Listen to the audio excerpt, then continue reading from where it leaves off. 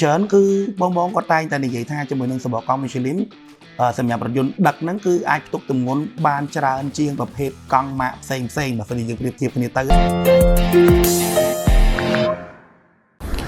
យើងមកកភាគនៅកន្លែងនេះតិចសិនមុនហ្នឹងយើងបានទៅជជែកលេងជាមួយនឹងបងតាក់ស៊ីនៅខាងផ្សារធំថ្មីអញ្ចឹងយើងឃើញថាភាគច្រើនជាមួយនឹងបងតាក់ស៊ីនៅខាងផ្សារធំថ្មីគឺគាត់ជ្រើសរើសយកជាមួយនឹងសបកកង់ម៉ាក Michelin គឺចម្លើយដែលយើងទទួលបានមកគឺស្តៀងគ្នាភាគច្រើនគឺបងគាត់តែងតែនិយាយថាជាមួយនឹងសបកកង់ Michelin សម្រាប់រថយន្តដឹកហ្នឹងគឺអាចផ្ទុកទម្ងន់បានច្រើនជាងប្រភេទកង់ម៉ាកផ្សេងបើសិនជាយើងប្រៀបធៀបគ្នាទៅកង់ដទៃប្រើបានកង់ចិនដូចជា50លាប្រើបានតែ3ខែទៅ5ខែអស់ហើយបងប្អូនបាទបើ Michelin ខ្ញុំប្រើបានឆ្នាំឆ្នាំជួនកាលលើកតិចតួចជួនកាលវាមកអត់មានប្រព័ន្ធពុតអត់ទៅអី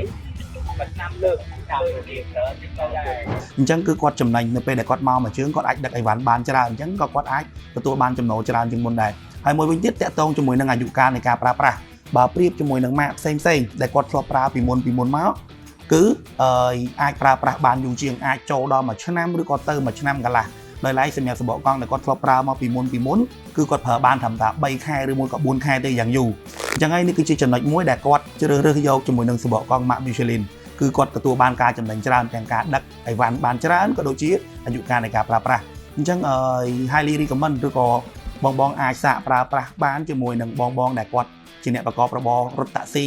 មិនថាដឹកមនុស្សឬក៏ដឹកអីវ៉ាន់ទេបងអាចជ្រើសរើសយកសបកកង់ Michelin ដើម្បីទទួលបានចំណូលកាន់តែច្រើនពីសបកកង់ Michelin ហើយសម្រាប់សបកកង់ Michelin បងប្អូនអាចរកជាវបានគ្រប់បណ្ដា depot ទាំងអស់ឬក៏តាក់ទងមកលើលេខទូរស័ព្ទដែលបានបង្ហាញលើអេក្រង់ឬក៏ Facebook page Burberry Trading អរគុណច្រើនបាយបាយ